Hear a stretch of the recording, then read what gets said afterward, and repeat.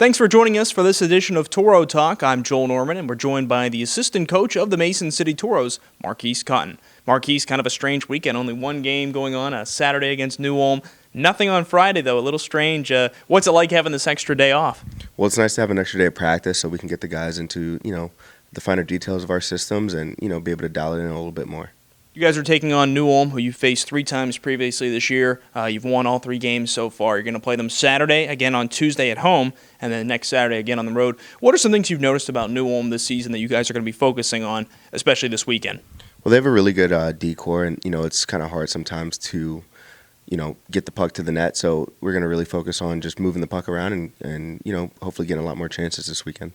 Your top line had a really strong performance last weekend against Granite City. They seem like they're really starting to gel together very well. All 3 players on it score. Derek Humphrey finding the back of the net, along with Carter Newpower and Soda Isogai. Talk about the improved chemistry. Have you noticed them just seeming like they're finding things to be a little bit easier playing together? Because that takes some adjusting to, doesn't it? No, 100%. It's always a tough task to replace someone, especially someone like Jack Campion, who's a really smart player. Derek Humphreys really came into that role and, done a great job with those 2 guys, and it seems like they're meshing well and, producing, so we'll take it. And Humphreys has done a great job. He's someone who, when you guys picked him up, you were really hoping he could step in on that top line, and he's done so far. What's really impressed you about him to this point? Well, he's a smart player, and he's a really good skater, and he's a really good puck distributor.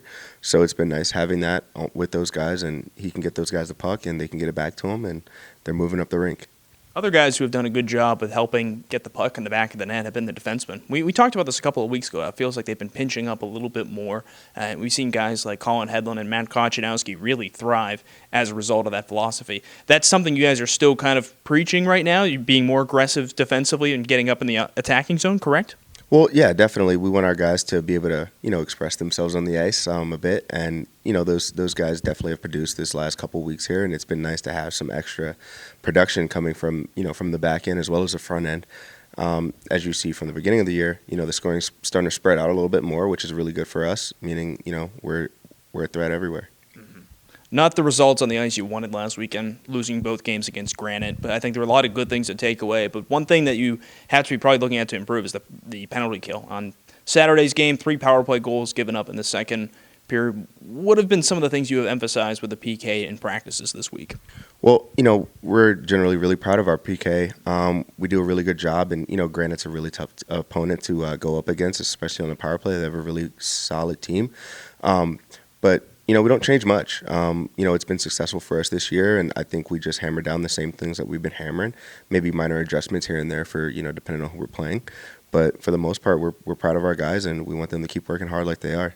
A couple of guys you had to be proud of are the ones who appeared with the North Iowa Bulls, and several of them are still traveling with the North Iowa Bulls. On Thursday night, we saw Eric Chafe be the backup goaltender. Didn't get into action, but Derek Humphreys was called up, as well as Colin Hedlund.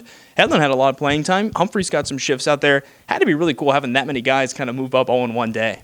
Yeah, no, it's always exciting to see our guys move up and, get opportunities at the next level. And, that's Nick and I's main objective here is to, get our guys in, develop them, and move them on to the next best place for them. We talked about Humphreys already, but tell me some things about Hedlund and Chafe that have impressed you this season. To me, I think of Chafe and then he's been extremely steady on the back end, which all you can ask for out of your goaltender. And Hedlund has been he was such a great addition, someone who wasn't here on day one. What have you really appreciated the most about their games this year? Well, I think the buy-in has been huge for our whole team, but the guys that came in after the start of the season, still they've all bought in, and that's a credit to our returners, and that's a credit to the culture that Todd Sannon has built prior. So all the credit to those guys, and the credit to the guys that came in and just bought in and worked hard to get us where we are.